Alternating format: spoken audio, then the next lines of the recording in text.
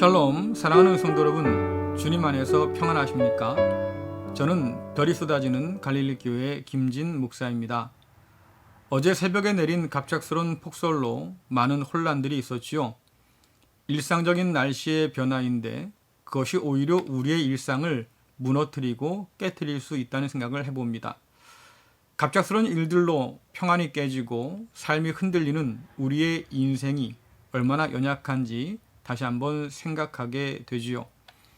흔들리고 무너지는 불안한 일상은 과연 우리가 무엇을 의지하고 사는가를 다시 한번 생각하게 합니다. 흔들리지 않는 하나님께 깊게 뿌리 박은 복된 인생이 되기를 간절히 바라봅니다. 교회는 지금 사순절의 기간을 보내고 있습니다. 주님께서 우리를 구원하시기 위해서 자신의 생명을 십자가에 내어 놓으신 그 희생과 섬김을 기억하는 절기지요. 이 주님을 본받아서 우리도 세상 가운데서 사랑하고 섬기고 희생하는 그런 복된 성도로 교회로 살아갈 수 있기를 간절히 바랍니다. 오늘은 크로스웨이 1권 하나님의 구원 계획 제9과 왕들, 왕국들, 그리고 포로 생활 파트 2입니다. 우리가 지난 시간에 살펴본 것처럼 가나안 땅에 정착한 이스라엘 백성들은 사사들의 지도 아래 살아야 했습니다. 그러나 시간이 지나면서 이스라엘 백성들은 주변 나라와 같은 왕을 요구하게 되었지요. 하나님께서 이스라엘 백성에게 왕을 허락해 주셨습니다. 초대 왕이 베냐민 지파의 사울 왕이었습니다. 그가 40년을 다스린 이후에 다시 유다의 다윗이 이제 왕위에 올라서 40년을 다스리게 됩니다. 그리고 그 뒤를 이어서 아들 솔로몬이 왕위에 오르게 되지요. 이렇게 사울과 다윗 또 솔로몬으로 이어지는 시대를 통일왕국 시대라고 말합니다. 그리고 솔로몬 이후에 남유다와 북이스라엘로 나뉘어지는 분열왕국 시대를 맞이하게 되지요. 이 이야기를 더 진행하기 전에 다시 한번 생각해 볼 것이 있습니다. 왜 사사시대에서 왕정시대로 바뀌었을까요? 이스라엘 백성들이 왕을 요구하게 된 배경은 사사들만으로는 이방 민족의 침략에 대응할 수 없다고 판단했기 때문입니다. 당시에 이스라엘 백성들이 가나안 땅을 정복하긴 했지만 그러나 쫓아내야 할 이방 민족들을 다 쫓아낸 것은 아니었습니다. 하나님께서 그들을 남겨두셨다고 성경은 말하는데 이스라엘 백성들이 얼마나 하나님의 그 말씀에 순종하는가를 시험하시기 위해서 그들을 남겨주셨다고 말씀하셨습니다. 다시 말씀드리면 이스라엘 백성들이 하나님을 섬기고 그 말씀에 순종할 때 그 이방 백성들이 이스라엘 발 아래 복종하게 되겠지만 그러나 하나님의 말씀을 이스라엘 백성들이 어기고 우상을 섬기면서 불순종한다고 하면 오히려 이스라엘 백성들이 그 이방 백성 발 아래 굴복하게 된다고 하나님께서 이미 경고하셨지요. 자, 그런데 이스라엘 백성들은 생각이 좀 달랐습니다. 우리가 이렇게 주변 나라 민족에게 당하는 이유는 왕이 없기 때문이고 강력한 군사력이 없기 때문이라고 생각했지요. 그래서 이방 민족과 같은 왕만 있으면 또 그 왕 아래 모여든 군사만 있다고 하면 언제든지 나라를 지키고 또 이방 백성 밑에 굴복하지 않을 수 있다고 그들이 생각한 겁니다. 이 그림은 사사시대의 악순환을 우리에게 보여줍니다. 이스라엘 백성들이 주변 나라의 우상들을 섬기며 살지요. 하나님께서 그런 이스라엘 백성들을 이방 사람 손에 붙이셔서 그들의 종이 되게 하십니다. 너무나 괴로운 상황 속에서 이스라엘 백성들이 회개하고 또 하나님께 부르짖어서 구원해달라고 요청하지요. 자, 이럴 때 하나님께서는 사사들을 세우셔서 그 백성들을 건져내시고 다시 평화로운 날들을 허락해 주십니다. 그러나 이런 평화가 얼마 가지 못하고 다시 이스라엘 백성들은 주변 이방 민족의 문화에 유혹되어서 또 우상을 섬기며 살게 되지요. 그러면 그들은 다시 이방 사람의 종이 됩니다. 이러한 패턴들이 계속 반복되는 거예요. 자, 그러다 보면 이스라엘 백성들이 착각하는 것이 뭐겠습니까? 우리가 이렇게 고통당하는 것은 왕과 강력한 군대가 없기 때문이라고 생각하지만 실상 진짜 문제는 다른 데 있는 거지요. 진짜 원인이 뭐겠습니까? 왕이신 하나님을 섬긴 대신에 그들 주변에 있는 나라의 우상들을 섬기는 것, 이것이 그들이 이방 사람의 노예가 되고 종살이하게 된 진짜 원인이에요. 언약을 어겼기 때문에 언약대로 심판을 받는다는 것을 그들이 깨닫지 못하는 거지요. 왕만 세우면 지긋지긋한 이방의 지배에서 벗어날 줄 알았습니다.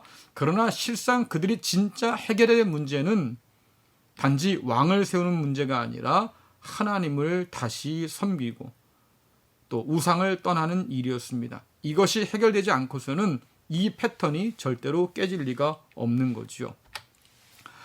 하나님께서 이스라엘 백성의 요청을 받아들여서 왕을 세우기를 허락하셨습니다. 여러분들, 이스라엘의 왕은 하나님의 대리 통치자예요. 다시 말씀드리면 하나님을 대신할 수 있는 존재가 아니고요. 하나님께서 그에게 왕권을 맡겨주신 거지요. 그래서 하나님을 대리해서 하나님의 뜻대로 백성들을 다스려야 할 그런 왕이었습니다. 이방 왕과는 전혀 다른 그런 왕이지요. 자, 사울의 때를 지나서 다윗 왕 시절이 되었습니다. 약속의 땅 안에 있던 모든 이방 민족을 다윗은 약속의 땅 밖으로 몰아냈습니다. 쫓아냈지요. 자, 그와 동시에 이스라엘 백성들이 따라 섬길 수 있었던 이방의 우상과 문화들도 다 추방했습니다. 그리고 예루살렘의 성막을 가져다 놓고 거기서만 예배하도록 했습니다. 여러분, 이것이 다윗의 최대 업적이에요. 하나님을 한 곳에서만 예배하게 하고 다른 이방 민족들을 다 쫓아내어서 약속의 땅을 회복한 것, 이것이 다윗의 위대한 업적이라고 볼 수 있습니다. 그리고 다윗은 이후에 하나님을 위해서 성전을 지을 계획을 준비했지요. 다윗의 뒤를 이어서 솔로몬이 왕위에 오르지요. 여러분, 솔로몬이 이룬 가장 위대한 업적 중에 하나가 무엇입니까? 바로 다윗이 그렇게 짓고자 했던 성전을 짓고 완성한 일입니다. 이제 이스라엘 백성들은 성전에서 하나님께 예배할 수 있었지요. 자, 그런데 아이러니하게도 그런 이스라엘 땅에 우상 숭배를 다시 끌어들인 사람이 바로 솔로몬이었습니다. 솔로몬은 많은 후궁들을 두지 않았습니까? 외교 관계 속에서 정략적으로 결혼을 한 거지요. 그 결혼과 함께 주변 이방 문화들도 같이 들어왔습니다. 그리고 그 아내들을 위해서 후궁들을 위해서 신전을 솔로몬이 지어 주었지요. 다시 말씀드려서 솔로몬은 하나님의 성전만 지은 사람이 아니고요. 그 후궁들을 위해서 그들이 섬기는 우상들의 신전도 지은 사람이었죠. 자, 우상 숭배는 이렇게 왕정이 출현하게 된 근본적인 이유였습니다. 그리고 이후에 왕국이 분열되고 또 왕국이 멸망하는데 결정적인 원인이 되었지요. 하나님의 성전에서 하나님을 예배하면서 동시에 우상을 섬기는 것, 이것은 끔찍한 죄였습니다. 당시 이스라엘 백성들은 주변 나라 사람들과 같이 신은 많으면 많을수록 좋다고 믿었을 겁니다. 하지만 이것이 얼마나 하나님을 조롱하고 무시하는 일인지 그들은 생각하지 못했습니다. 열왕기상 11장 9절부터 13절 말씀 같이 읽겠습니다. 여호와께서는 솔로몬에게 2번이나 나타나셔서 다른 신을 섬기지 말라고 말씀하셨습니다. 그럼에도 솔로몬이 이스라엘의 하나님 여호와를 따르지 않자 여호와께서 솔로몬에게 분노하셨습니다. 여호와께서는 솔로몬에게 다른 신을 따르지 말라고 명령하셨지만 솔로몬은 여호와의 명령에 복종하지 않았습니다. 그래서 여호와께서는 솔로몬에게 너는 나와 맺은 언약을 어기고 내 명령을 따르지 않았다. 그러므로 나는 내 나라를 너에게서 빼앗아 내 신하에게 줄 것이다. 그러나 내가 살아있는 동안에는 그렇게 하지 않겠다. 왜냐하면 내가 내 아버지 다윗을 사랑하기 때문이다. 내 아들이 왕이 될 때에 이 나라를 갈라놓겠다. 나라 전체를 다 빼앗지 않는 것은 내 종 다윗과 내가 선택한 성 예루살렘을 위해서 한 지파를 내 아들에게 남겨주어 다스리도록 하기 위함이다 라고 말씀하셨습니다. 아멘. 자, 하나님께서는 왜 이렇게 우상 숭배의 문제를 심각하게 처리하십니까? 우상 숭배로 인해서 나라가 갈리기도 하고 나라가 망하기도 했잖아요. 이유는 한 가지입니다. 아브라함의 자손인 이스라엘 백성들이 하나님께 제사장 민족으로 부름받았기 때문이죠. 제사장 민족이라고 하는 것은 하나님만 섬기는 민족입니다.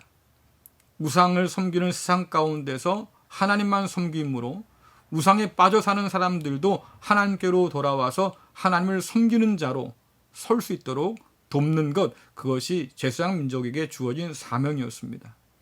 그런데 이스라엘 백성들은 이 사명을 내다버리고 오히려 우상을 섬기며 살았습니다. 하나님을 우상처럼 섬겼지요. 결국 하나님께서 그 백성들에 대해서 진노할 수밖에 없는 거예요.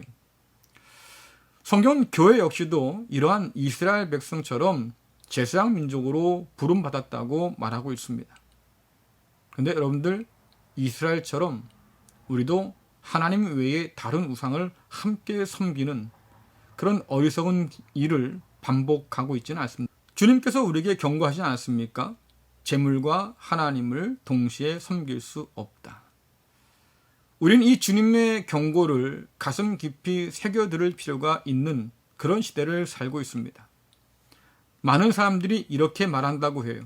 하나님 다음에 돈이 좋아요. 하지만 그 본심은 이거지요. 하나님보다 사실은 돈이 더 좋아요. 우리는 이런 시대를 살고 있습니다. 주께서 말씀하십니다. 내 보물이 있는 곳에 내 마음이 있다. 여러분, 우리는 지금 어디에다 마음을 두고 있을까요? 우리는 이 주님 말씀 앞에서 스스로 질문해 봅니다. 나는 하나님께 마음을 두고 살까? 아니면 재물과 하나님을 동시에 섬길 수 있다고 착각하면서 살아가고 있는 것은 아닐까? 이스라엘 백성들이 걸어갔던 그 죄의 길을 오늘날 교회도 우리도 뒤따라 걷고 있지는 않을까? 여러분, 끊임없이 자신을 되돌아보면서 주님께서 원하시는, 하나님께서 원하시는 그 온전한 길을 따라 걸어야 할 때입니다.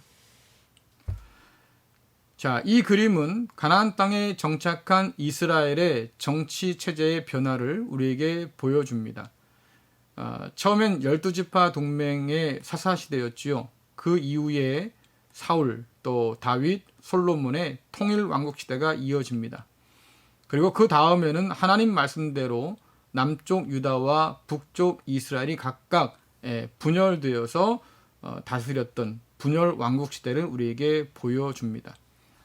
먼저 남유다를 보면 노란색 V 표시가 되어 있죠. 저 위로부터 다윗, 솔로몬, 르호보암 이렇게 쭉 이어집니다.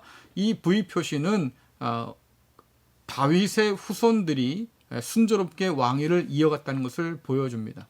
하나님께서 다윗과 맺은 언약처럼 다윗의 후손들이 영원히 왕위가 끊기지 않겠다고 했던 그 약속이 이루어지고 있는 것을 우리가 확인할 수 있고요. 또 북쪽 이스라엘을 보면 붉은색으로 칼들이 있지 않습니까? 이것은 왕위가 자녀에게 순조롭게 이어지지 못하고 반역을 통해서 전 왕을 살해하고 새로운 왕조가 들어선 것을 의미합니다. 그럴 수밖에 없던 것이 남쪽 유다는 다윗 정통성이라고 하는 그런 언약 위에 기초한 왕위가 이어진 반면에 북쪽 이스라엘은 그런 정통성을 인정받을 사람들이 없던 거죠. 그러니까 야망이 큰 사람들이 왕을 살해하고 자기가 왕좌에 오른 것을 우리가 볼 수 있습니다. 분열왕국 시대는 제국의 시달림을 당하던 때입니다. 제국의 눈치를 보면서 제국의 신들을 섬기며 제국의 충성을 맹세하던 그런 때였지요. 결국 우상 숭배를 버리지 못하고 하나님을 의지하지 않았기 때문에 그들은 멸망해서 포로로 잡혀갈 수밖에 없었지요. 그림에서 보는 것처럼 북왕국 이스라엘은 아시리아 제국에게 망하여서 포로로 끌려갔습니다. 이후에 남왕국 유다도 아시리아 제국을 누르고 패권을 차지했던 바벨론 제국에게 망해서 포로로 끌려가지요. 자, 북쪽 이스라엘이 망했을 때 남쪽 유다 사람들은 그러려니 했습니다. 왜냐니까 북이스라엘은 예루살렘 성전을 대신하기 위해서 새로 성전을 만들고 황금 송아지 우상을 세웠습니다. 그뿐 아니라 바알 숭배의 온상이 되었지요. 그리고 여러 신들을 가져다 섬겼습니다. 그러니까 남쪽 유다가 볼 때는 망해도 쌌어요. 자, 그런데 유다 백성들은 이해할 수가 없는 거지요. 북쪽 이스라엘은 그렇게 우상을 숭배해서 망한 것이 맞는데, 그래도 싼데 왜 하나님의 성전이 있는 예루살렘 유다가 바벨론에게 망해야 하느냐, 그들이 이해할 수 없었습니다. 예레미야가 예언했지 않습니까? 하나님께서 바벨론을 보내셔서 너희를 칠 것이다. 아무도 믿지 않았어요. 심지어 그렇다 할지라도 우리가 망할 리가 없단 말이죠. 하나님이 성전에 계신데 어떻게 우리가 망하겠느냐? 말도 안 된다. 그들이 저항했습니다.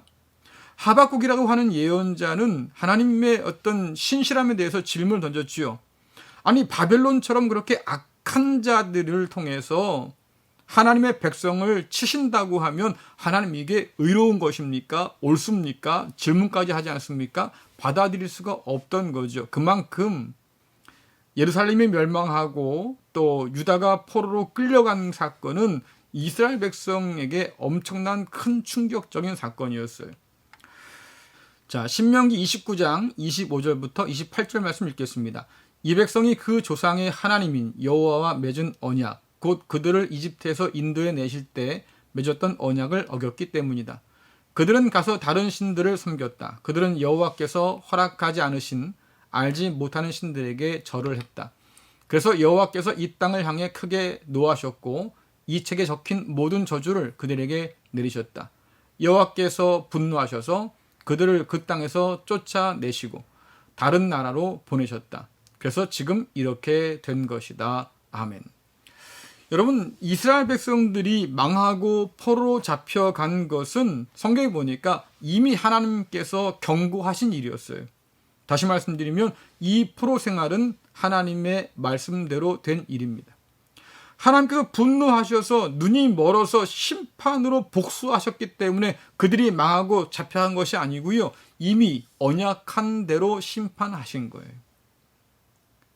오늘날 많은 사람들이 하나님의 심판에 관해서 믿지 않습니다. 야, 사랑의 하나님이라고 하는데 어떻게 그렇게 끔찍한 심판할 수 있냐? 말도 안 되지. 많은 사람들이 그래서 하나님을 믿지 못하겠다고 해요. 하지만 하나님은 원한 관계 속에서 복수하셔서 그 백성들을 잔인하게 진멸하신 것이 아니에요. 이미 약속하신 거지요. 언약하신 거예요.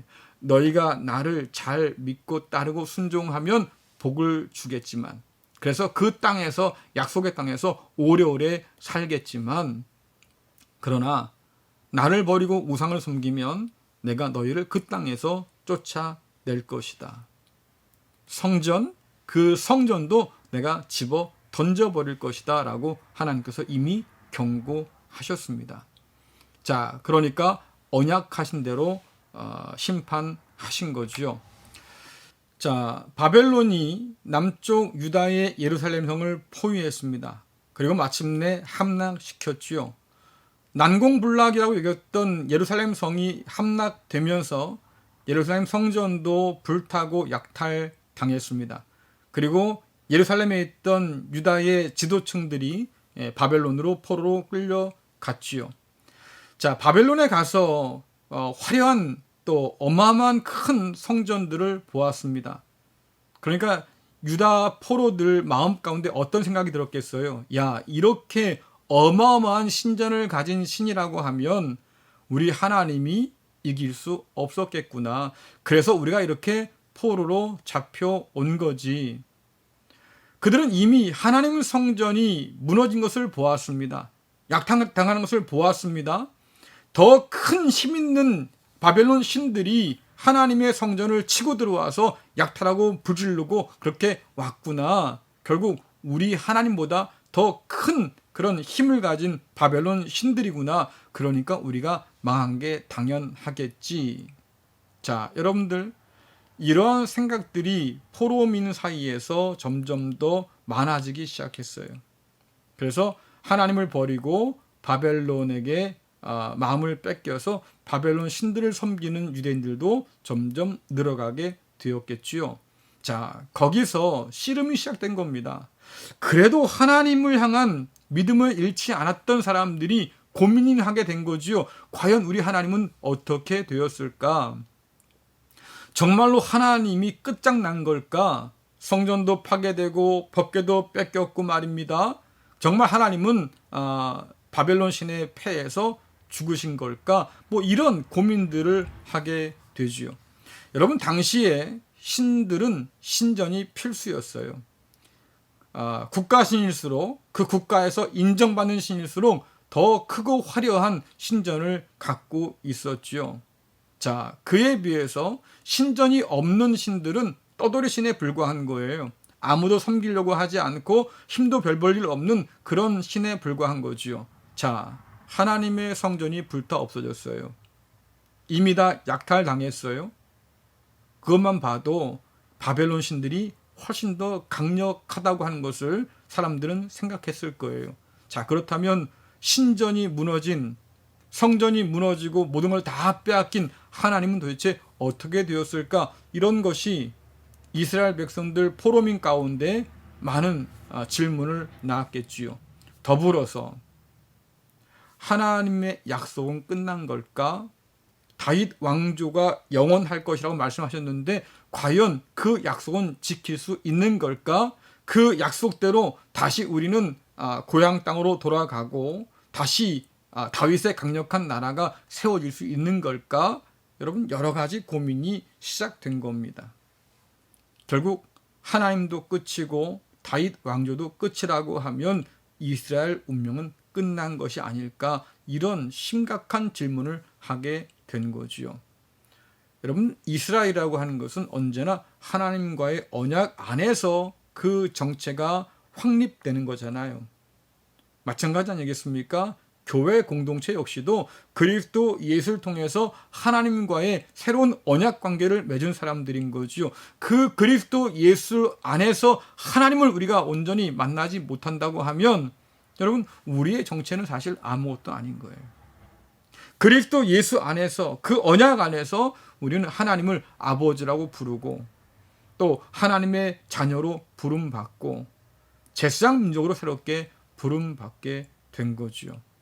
이 언약 안에서 우리가 머무를 때 비로소 우리는 우리가 될 수 있다고 성경은 말해주고 있는 겁니다.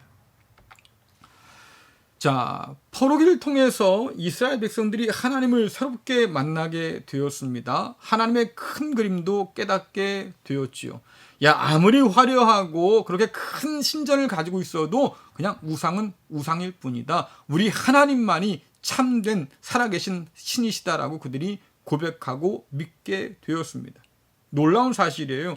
포로들이 그 어마어마한 신들을 보면서도 하나님을 향한 믿음을 포기하지 않았다고 하는 거지요. 아니, 오히려 우상을 섬기던 사람들이 말입니다. 이 포로기를 통해서 다시 하나님을 살아계신 하나님으로 유일하신 신으로 만나게 되었다고 하는 겁니다. 당시의 제국들은 말입니다. 하늘과 태양과 달과 별들을 신으로 섬겼습니다. 그런데 이스라엘 백성들이 뭐라고 고백합니까? 야, 그거 너희들이 신으로 섬기는 그 모든 거 사실은 우리 하나님이 창조한 피조물에 불과해. 우리 하나님이 참된 신이야 라고 그들이 고백하는 거죠. 그 하나님이 살아계시니까 모두 살아있습니까? 하나님과 맺은 언약도 살아있는 거예요. 그 하나님께서 약속하셨으니까 다윗의 언약, 또 아브라함과의 맺은 언약, 이것이 여전히 유효하고, 그렇다고 하면 야, 우리도 다시 고향 땅으로 돌아갈 소망이 있겠구나라고 하는 거죠. 하나님께서 그 옛날 애굽 바로의 손에서 우리를 건져내신 것처럼 이 바벨론 손에서 우리를 건져내실 것이고, 다시 아브라함과 맺었던 약속의 땅으로 돌아가게 하실 것이고, 다시 다윗과 맺은 그 언약처럼 말이죠, 우리를 강대한 백성들로, 민족으로, 나라로 세워 주실 것이다 라는 소망이 그들 가운데 생긴 거예요. 그렇다고 이 포로기 속에서 우리가 해야 될 게 뭘까? 여러분 뭐겠어요? 우상들 다 버리고 오직 하나님만 섬기는 거, 회개하고 돌아와서 하나님 품에 안기는 거, 그것만이 우리의 소망이겠구나라고 그들이 깨닫게 된 거지요. 자, 그림을 좀 보실까요? 이것은 각각의 제국들의 영토를 표시해 놓은 그림입니다. 아수르 제국이 굉장히 큰 제국으로 성장했을 때에 이 이스라엘 지역이 아수르 제국의 지배 아래에 있었습니다. 그 아수르 제국을 바벨론 제국이 무너뜨리고 대신 들어서지요. 그때도 여전히 이스라엘은 바벨론 제국의 손 아래 있었습니다. 자, 바벨론 제국을 무너뜨리고 페르시아가 등장합니다. 이 페르시아가 지배할 때에도 여전히 이스라엘은 페르시아 지배 아래 놓여 있었습니다. 페르시아를 무너뜨리고 그리스 제국, 헬라 제국이 들어서는데요. 그때도 팔레스틴, 이스라엘 지역은 제국의 지배 아래 있었습니다. 그리스 제국이 무너진 이후에 강력한 로마 제국이 들어서지요. 자, 그때도 이 이스라엘은 여전히 로마 지배 아래 있었습니다. 자, 이스라엘 입장에서 보면 제국은 이름만 바뀐 거예요. 포로에서 돌아온 이후에도 제국의 압제는 여전했습니다. 여전히 그들은 누군가의 밑에서 신음하며 살아야 했지요. 다시 말씀드리면 고향으로 돌아와서도 여전히 포로 생활 중이었다고 하는 겁니다. 그러나 그들은 무너지지 않았어요. 오히려 그 속에서 다시 한번 약속을 붙들며 살았지요.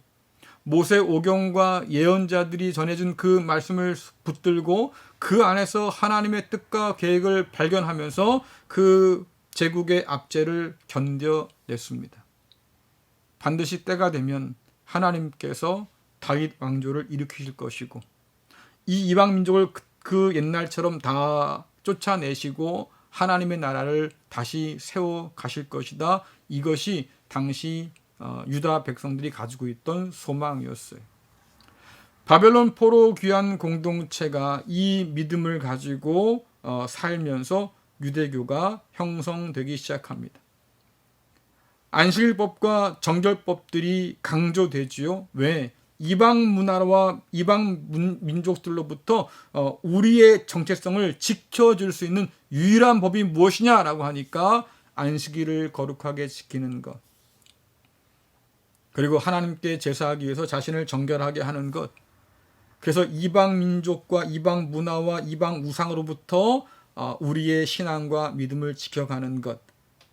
그것이 그들에게는 하나의 민족적 희망이 되었습니다.